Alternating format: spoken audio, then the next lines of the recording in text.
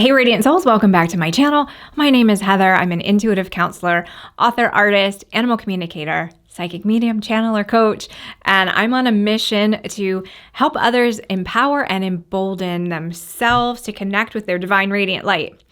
One of the ways that I like to do that is with a monthly energy forecast. We recently filmed that and debuted that for December 2023, and I want to check back in on that a little bit because I've gotten a little more messaging from my guides, my team of spirit and multidimensional beings that I partner with, and if that didn't scare you off and you're still watching, let's continue the conversation. The energy for December 2023, in that forecast we were talking about balance.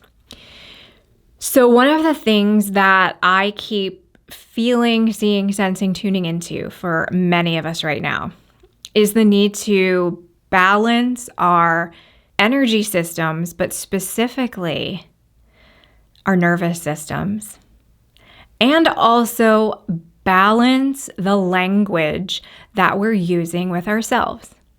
So balancing the nervous system and balancing our language of self and self-expression.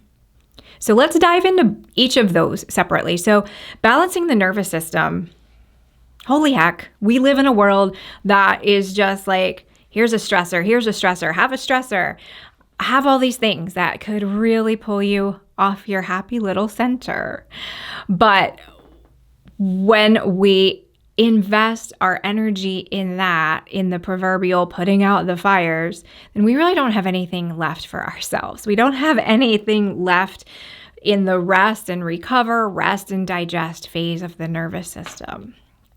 So the more we're seeing stressors coming in our awareness in the world, whether they are directly impacting us or not, the way our body as a human is designed to work is to gear up to take something on. And that's a good thing. That's not bad. Sometimes we need that. We need the extra energy to be able to escape something. But when we don't then have that period of coming back down, we get stuck in that kind of open for business stress kind of mode. So in whatever way feels right for you, the guidance that's coming through is be really aware in the landscape of one day for yourself. Be really aware how many times you go into mode. And just observe it very generically for yourself. Don't place any judgment on it. It might be helpful to jot it down anytime you see that it happens, or to put it in your notes app on your phone. And then go back and look at it the next day. Because what I'm feeling, why we need this kind of assistance in finding balance here, is that we are collectively, the team is saying, you're so not chill. Like, I think we all know that, right? We're not chill as a collective. We are reactionary. And even those of us who might say, oh, these kids today, they get so spun out on anything. And then we'll be like, MFer, why isn't my coffee ready? We'll take it to an extreme for something else. So just charting in the course of a day for yourself when you go into mode. And then looking at, do you recover? Or does that carry on? Does it have a tail? Does it spread out? And then for how long does it go? So maybe you get stuck in traffic. Somebody flips you off in traffic. So you get in mode there. And maybe that's 7:30 in the morning. Are you still presenting that version of yourself to yourself? Forget the rest of the world. Are you inhabiting that kind of funky energy with yourself for 10 minutes, 30 minutes? A couple of hours? Is it now lunchtime and you still feel like you're geared up for battle? And so now maybe you need to eat in a way that helps your body regulate, but you don't really realize that that's what you're doing. So you're just putting food in your mouth to compensate for the chemicals that are in your body because you got stressed out in traffic 5 or 6 hours ago. So first, just observing all of that for yourself, making note of it, and then seeing where you can adjust. where you can recalibrate. And what works for you may be different from what works for someone else, but figuring out what it is that can switch you out of that gear a little more quickly. Because as we're moving into 2024, this is such a valuable skill to have. I want each and every one of us at our most impactful, most optimized, most gloriously radiant selves. And we aren't that if we're stuck in the uh-ohs. So that was the first part of the messaging that was coming through. And if you need help on regulating your energy or doing kind of a reset and a recalibration, I'll put a link in the box below, ways that we can work together, and I can help coach you through that if that's what you want. But there's lots of resources as well that you can use. The second part of the message was to balance our language and how we are speaking to ourselves. So one of the themes that has been really present in the last few months is this dialogue or this story of a battle.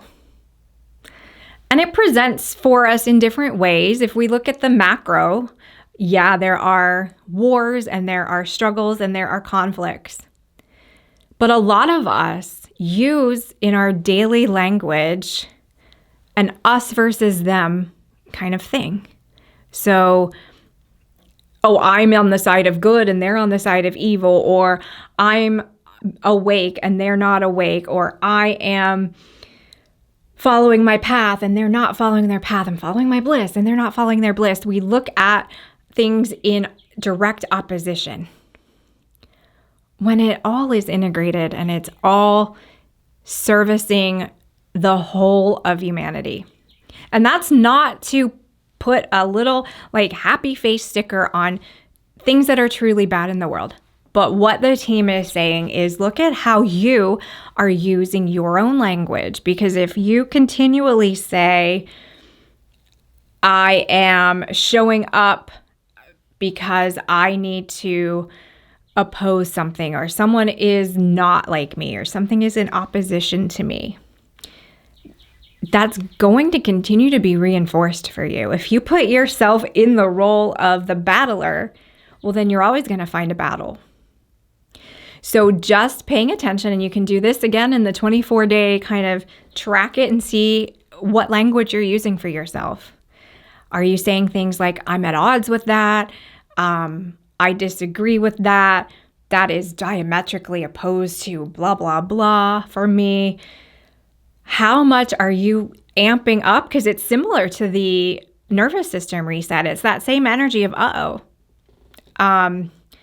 we're drawing battle lines that maybe don't need to be drawn. And so it's up to those of us who are sitting in this beautiful space of awareness and shifting and looking for avenues and ways to develop ourselves, to bring in that beautiful authenticity and that light. It's up to us to do this, to clean house for ourselves in this way, so that, again, we're showing up optimized, energized, ready to go. That does not mean perfect. That doesn't mean no blemishes whatsoever. But if we have that self-awareness and that review and that desire to change things for ourselves, then that ripples out to change the world.